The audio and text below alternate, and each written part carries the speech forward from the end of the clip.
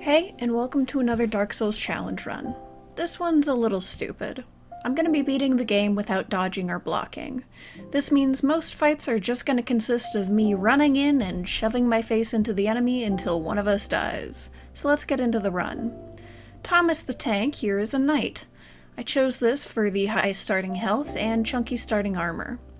Poise is going to be the deciding factor in most fights. And of course I picked up the Master Key as well.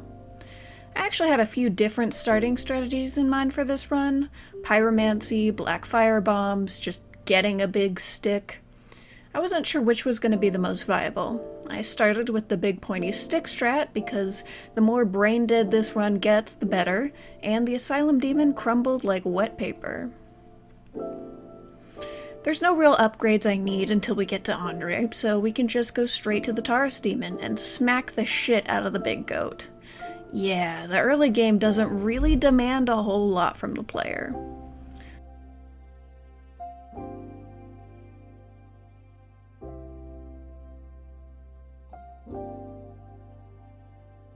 I bought the Bastard Sword from Andre. It's a decent greatsword for the early game, nice and convenient to get. The gargoyles killed me. A lot. This is where the actually challenging part of this run starts to be hinted at.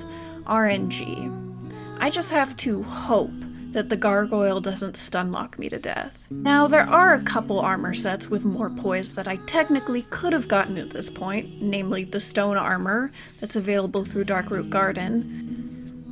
But if I'm getting clapped by the gargoyles, I'm probably not going to do very well against the stone knights. And I don't even have the endurance to be walking around in stone armor, let alone fighting in it. Eventually, I do get lucky enough to kill the first gargoyle before he just squashes me to death. And the second one mostly just spits fire at you, which is simple enough to walk around.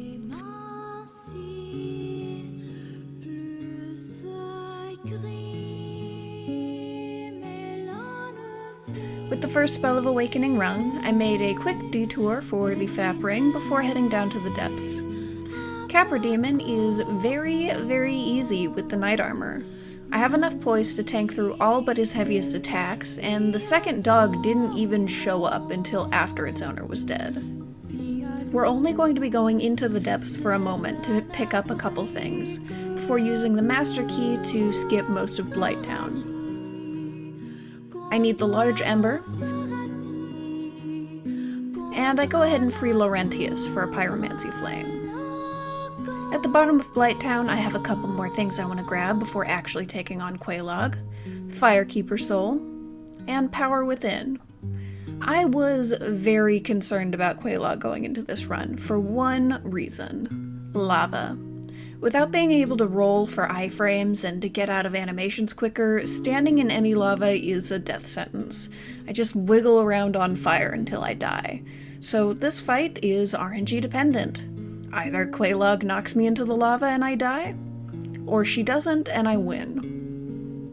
Sticking to her side and watching out for when she hugs her spider half for the big AoE avoids everything that isn't lava. So hitting her in the spider shins with R2s is the best path to victory, and ringing the second bell. I tried to do the Ceaseless Cheese, and I failed to do the Ceaseless Cheese. Well, if I'm gonna have to fight him legit, I'd like to actually be able to take a hit, so we'll come back to this later.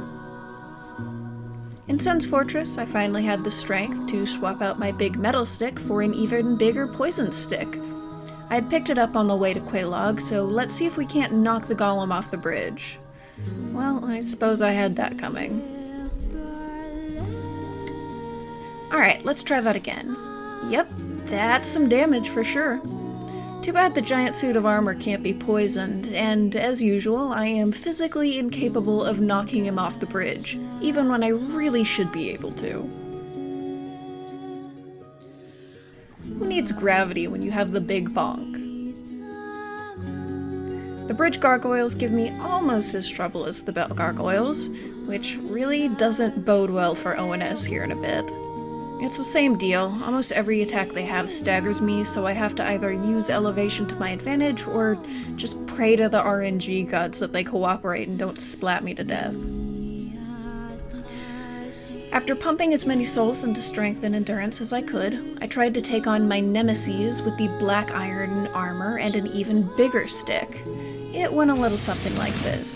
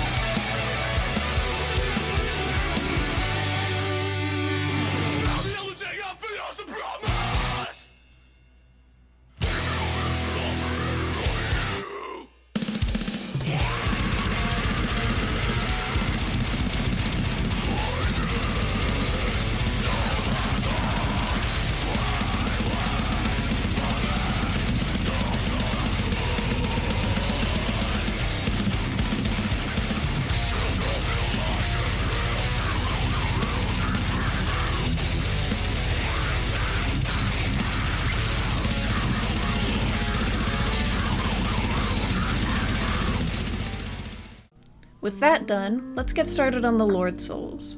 4 Kings first, which means a trip to Seath. Alrighty, we just have to bop the doggo a few times and... oh. Huh. Yeah, that might be a problem. Yeah, so turns out, when you can't roll, even the easy bosses can be a problem, if they decide they don't want you to get near them. Not that much of a problem, though. Wow, are the 4 Kings actually easier than Seath in this run?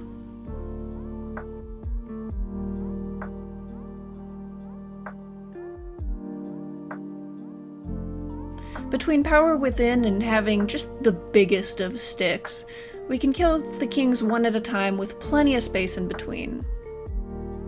Eating Seath's soul got me enough endurance to be able to actually move while wearing Havel's armor, so we're gonna be more or less cruising through the rest of the game. After all, doesn't matter if you're fat rolling when you're not allowed to roll at all.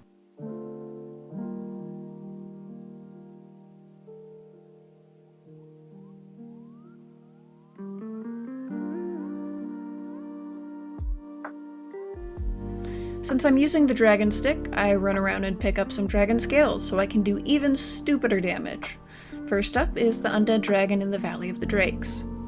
Then I made a quick detour to kill my double, before taking out the Dark Root Hydra for another scale, followed by the Ash Lake Hydra for another 2 scales. There are also 3 scales you can loot off the ground down here, which means I can get it up to +4, which is where it will stay because I'm already doing dummy damage. There's a couple things I want to get to be able to better tank the rest of the late game bosses. The first of which is the Cursebite Ring, to avoid getting instantly murdered by Seath's crystals. And the Flamestone Plate Ring, to better deal with Ceaseless and everything else in Lost Izalith and the Demon Ruins. Speaking of Ceaseless, let's go actually fight him for the first time in a long time. Even with the Flamestone Plate Ring and Havel's armor, he does approximately 3 metric fuck tons of damage. But every time he punches me in the face, I have enough time to slowly stand up, hit it a couple times, then chug a Sunny D before getting punched in the face again. Demon Fire Sage does a lot of damage, but most of its attacks are easily avoided by standing in front of it and walking slightly away when it tries to sit on you or use its stick to squash you like the bug you are.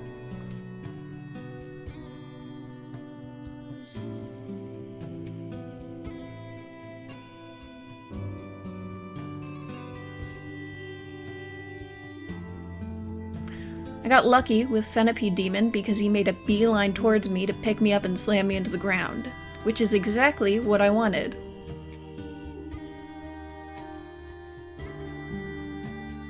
Well, maybe not the getting suplexed by the glorified worm bit, but I was worried that he'd just hang out in the lava and do his long-distance slam attack, leaving me with no way to deal damage.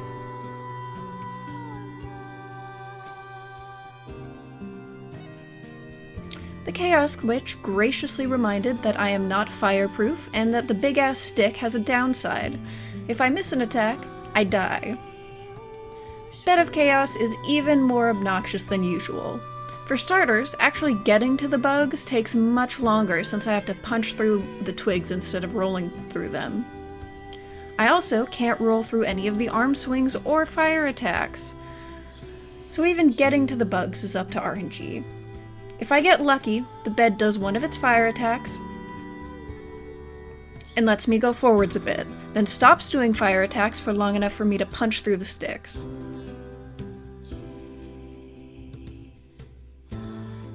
Then there's another layer of bullshit getting to the actual boss bug, because I can't roll, and when you land a jump, you roll. So I have to try to get into the incredibly precise location where you can fall onto the path and not slide off the side of it. Then, once again, pray that it decides to not kill me.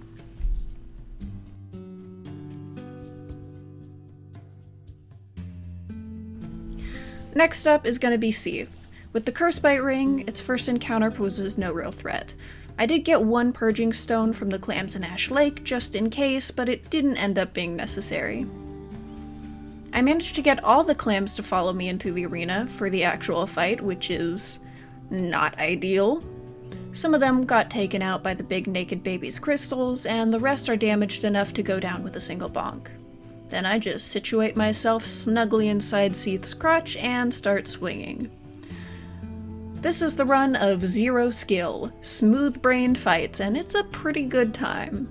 I go bully pinwheel on my way to Nito. We get a really great start to the fight, good enough that I'd rather risk aggroing the big skeletons than continue to stand in the back and get knifed over and over. I simply pressed R1 until I won.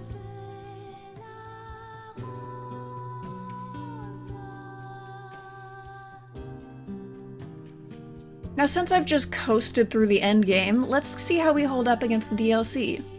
I'm not gonna bother with the Asylum in the Painted World, mostly because I didn't think it would be very interesting without how overpowered this build is.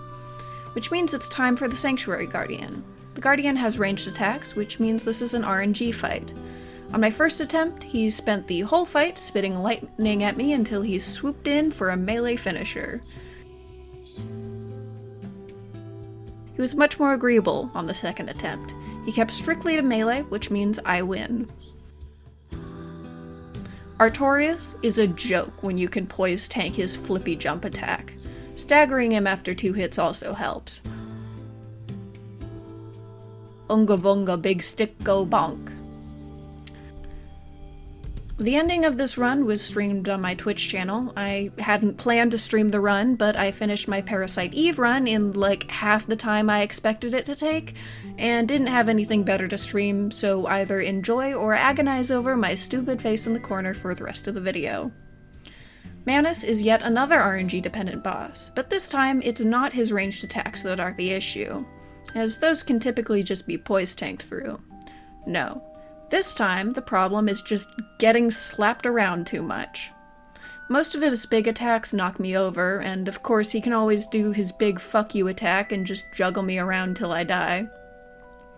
But the tried and true method for dealing with large, monstrous Dark Souls bosses applies here. Glue yourself to his groin and start hitting. With Calamite, though, it's back to being killed from a distance.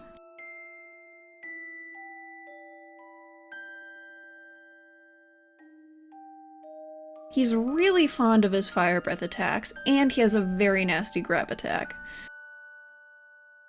If I can get close and get under him, I deal stupid damage, but if he wants to be a cagey little bitch, there's simply nothing I can do other than try to play catch-up. Luckily, it only took 2 attempts, because on the second one he decided to cooperate and not just spam his fire attacks, leaving me with plenty of time and Estus to slam my big stick directly into his shins and kill the overgrown lizard. The DLC and all the required bosses of the main game are done, but I didn't feel like ending the stream just yet, so I decided to go take care of some of the optional bosses. Nothing in the base game can even try to stand up to me at this point, so I chased down Gwendolyn, who only took like 4 hits to kill, but because I'm so slow, those 4 hits took like 5 minutes to dish out. Then I hopped over to Darkroot for the most anticlimactic penultimate boss fight I've probably ever done. The only reason I did this was because I thought I could probably one-shot the moth, and that would be pretty funny, but nope, not quite. So basically I sat on a bridge for 2 minutes for no real reason. Alright, let's go actually finish the game. Probably the hardest part of this fight was fighting the muscle memory for dodging or parrying Gwyn's initial attack. This fight, with this build, actually has a consistent strat that I figured out after getting killed a couple times for being a greedy dumbass. With the Dragon's Tooth's absurd poise damage, you can stagger him with 2 hits, so just sticking to a pattern of bonk bonk sip is enough to win the game. The timing of the sip sometimes triggers Gwyn to try to punish you for daring to use an item during his dramatic duel, but more often than not, the stagger causes that punish move to not trigger. He does occasionally jump away, but I can tank through just about anything that isn't a grab, and it's easy enough to time an attack to land just as he gets back into range. And there we go. Yes, Dark Souls can absolutely be beaten without dodging or rolling. Obviously. People have been doing no stamina runs for ages. Maybe that's what I'll do next, but that's gonna do it for today. So thanks for watching, and I'll see you next time. Bye.